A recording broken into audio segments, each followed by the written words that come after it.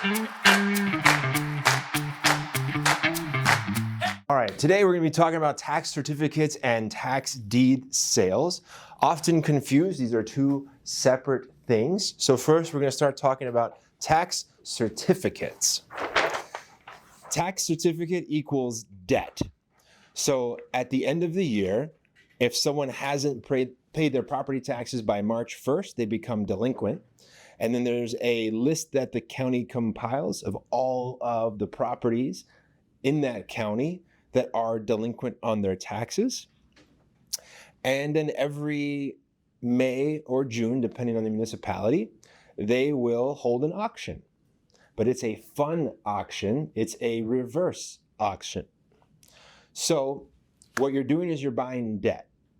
So essentially, if someone owes $5,500 on their taxes, you have the opportunity to buy that debt because the county just wants their money.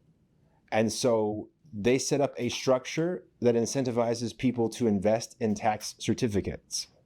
So by investing in a tax certificate, you are buying someone's property tax debt. So for example, there will be a tax certificate for a property and the face value will be the amount that's owed. So let's say $5,500. Then there's going to be an auction. Orange County does their auctions online, and I'll show you here in a second what it looks like, although the auction is not open yet for this year. Every county has a different starting bid. The starting bid is a percentage of interest that you will own when you buy the certificate.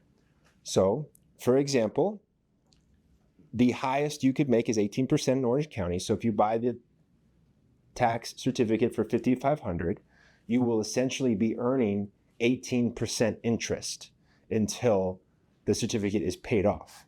Now, you don't get that money right away. So you don't get like monthly installments or anything like that. Basically, the meter is running. So you can hold the certificate for up to 2 or 3 years. And the meter is running until that certificate gets paid back by by the owner. Or sometimes the bank will go ahead and pay back taxes so that they can avoid the risk of foreclosure, which we're going to talk about in a second. So there's a website with auctions.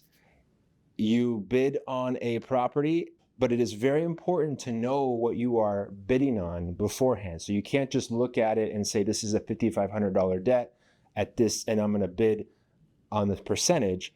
You have to know what the underlying property is, because what I'm about to show you is there are some duds of properties that will likely never get paid back on and also will never be foreclosed on.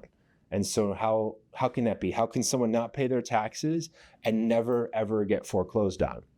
Well, if they don't have a mortgage on a property, then no one's going to come looking for any payment. So it's up to the county to foreclose on the property. But there are some properties that are of zero value that there's no incentive to foreclose on because no one's going to buy a property of zero value. And I'll show you some examples of zero value properties.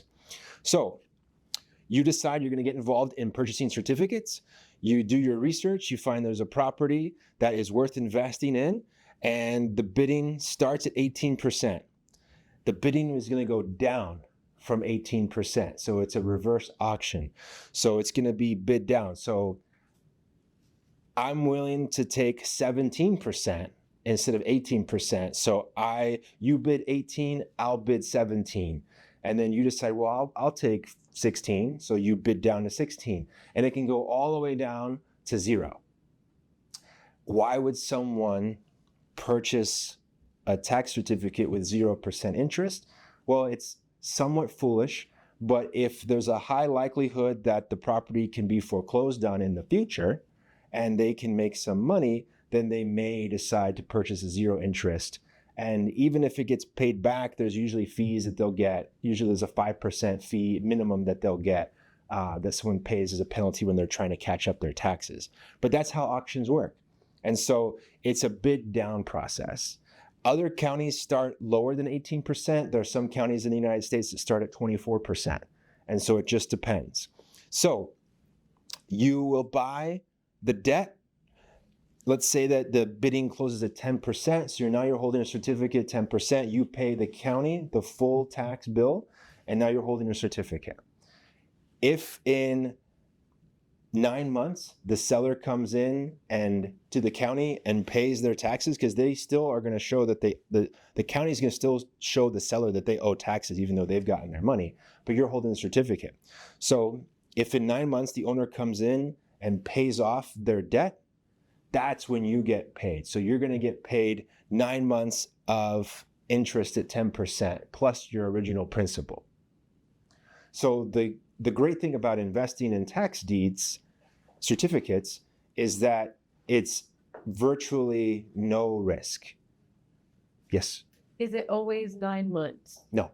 I just gave you an example. Okay, but it's going to be until one of two things happens. Until they pay it back or you force foreclosure. And so you're holding on to this tax deed certificate. Some municipalities say that you have to hold on to the certificate for at least 2 years. Okay. After 2 years, you can force the sale of the property. Because you go to strip it out. Yeah, you don't own the property, but you could force the sale. And that's how you'll get reimbursed, is when that property sells. And so let's say you're holding on to a tax deed and it's a vacant piece of land. After 2 years, you can file the paperwork. It's going to cost you a couple $100 to file the paperwork for them to facilitate the foreclosure sale. It gets noticed in the paper. Then the auction is another website, and that is what we'll talk about next, and that's a tax deed sale. So you're holding the tax deed certificate and you're selling it, but you're actually selling the underlying property is being sold. So usually someone will buy that property, and part of the fees they have to pay are reimbursing you for all of your fees and all of your interest during that time. So sometimes you're waiting 2, 3, 4 years to get paid, but the whole time the meter's running and you're collecting all of this interest. And so the only risk you have is if the property doesn't sell. But these foreclosure tax deed sales will usually start the bidding at whatever the balance owed is. If for some reason the tax deed certificate that you're holding is associated with someone who has a mortgage on the property, 99% of the time, that mortgage company is going to come buy that certificate back because they don't want the property to be foreclosed out from under them. And so they have an interest in that property. And so most of the time they're going to pay that back. So those are tax deed certificates. And so you're like the mob and you're buying someone's debt and now they owe you. And then if they don't pay, then you can force the sale of the home and then get reimbursed at that point. With the sale of the home, does it have to be sold through auction at that point, or can it be sold normally? No, it has to be sold through auction. So auction. Yeah. So that's, now if somebody sells the home before then you're going to get paid back because they're going to pay the taxes anyway. So if someone is like behind on their mortgage and they're behind on their taxes, then they're going to, if they choose to sell that property, you'll get reimbursed one way or the other. So really the only way you can lose in a tax deed certificate situation is if you buy the certificate for a property that no one cares about, where no one's going to come pay anything for that property.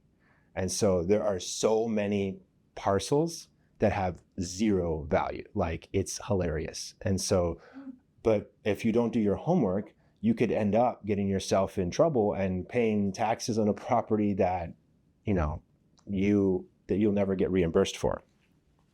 Any question about tax certificates before we move on? Okay. So we'll talk now about tax deed sales, right? And so tax deed sales are foreclosure sales, and that's when you hear something selling on the courthouse steps. That's because the government is facilitating the sale process. Typically, the banks will come in and buy them.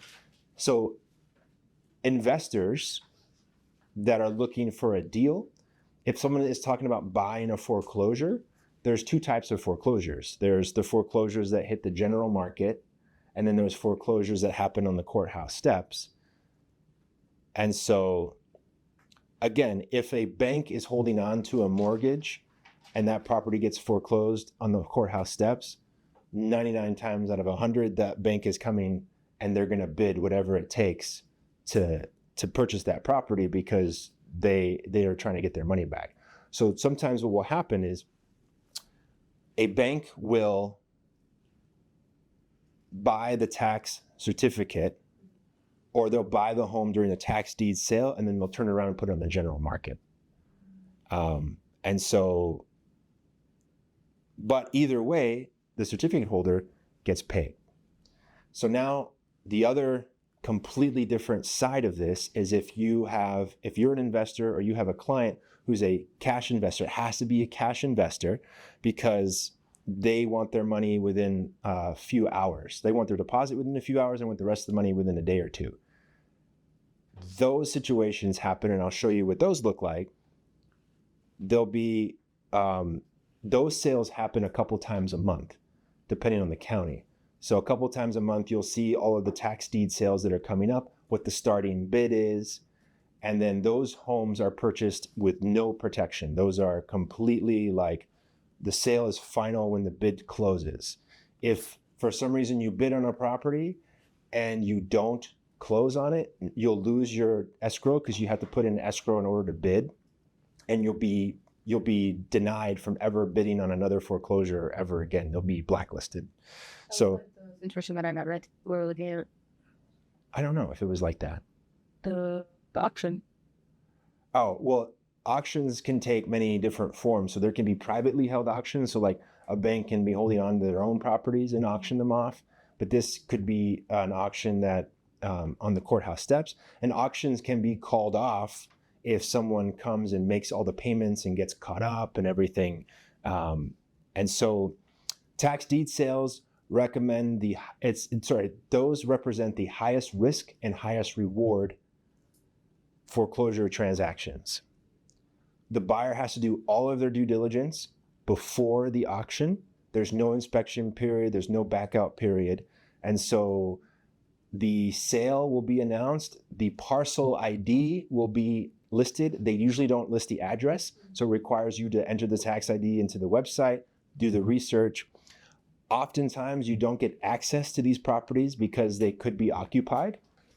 Sometimes they're occupied by tenants. And so you could have a situation where you purchase a tax deed sale and now you own a home that's occupied with tenants, and now you have to go through the eviction process, and it can be very hairy. But this is where an investor could make a ton of money if they're willing to do the legwork ahead of time. But it's not for the faint of heart because, again, all sales are final. And so you have to really feel comfortable with the property or the unknowns before you move forward with it. And then there's like what's the best way to describe this? There's like a lost and found for properties that don't get sold during the tax deed certificate process or the tax deed sale. So there are times when there's an auction held and nobody buys it. And it could be likely an instance where it's a worthless property. In that case, those properties are still held by the county, and anyone at any time can just go buy them over the counter is what it's called. That process, if you can just buy them over the counter from the county. So let's go back to the first scenario. There's a tax certificate sale that occurs. Nobody buys the tax certificate, so that means that debt goes unpaid. The county's holding on to that debt. You could then come later, the month or two, if that's still available, and you can buy it over the counter without having to go through the auction process. And you'll buy that at 18%. Again, it's very unlikely that a property that's valuable falls through the cracks on an auction, but it happens sometimes. Sometimes there's just more properties than there are investors, and so properties will fall through the cracks. Same thing happens with the tax deed sales. There are occasions where nobody bids on a foreclosure, and so those properties get held by the county until someone comes and buys them over the counter for whatever is owed. Again, very unlikely that those things slip through the cracks. It would be like putting like a brand new car on the road with a sign that says $20, and 1,000 people go by and no one gives me $20. Very unlikely that that happens, right? It's the market is always going to kind of correct that. But every once in a while it happens where a good property or a property that maybe you see value in that other people didn't fall through the cracks. The county holds it after the tax deed sale has been completed. They can try again to sell it again next month, or if it's still available, if it's been through the auction process once and didn't get sold by anyone, then it's a free agent. You can buy it over the counter. So that's the process. That's the difference between the two. So if you wanted to start getting into tax certificate sales, then this is the time in the next 2 months where they're all going to happen. And so get your savings together. There's going to be a list that gets released of all of the pending tax certificates that are going to be put up on auction. It has to be advertised in the newspaper. Notice has to be given. And then the process will start. Usually the auction will be open for a month. And then, it's a race to the bottom at that point. But there are people that do it regularly that, are holding on to 10, 20, 100 of these at a time. And they're just collecting money, as they get redeemed. And so it's a good way to earn some money that is higher than what you can get in a savings account, safer than what you can get in the stock market. And again, the only real risk that you have is buying a tax certificate where their property has no underlying value.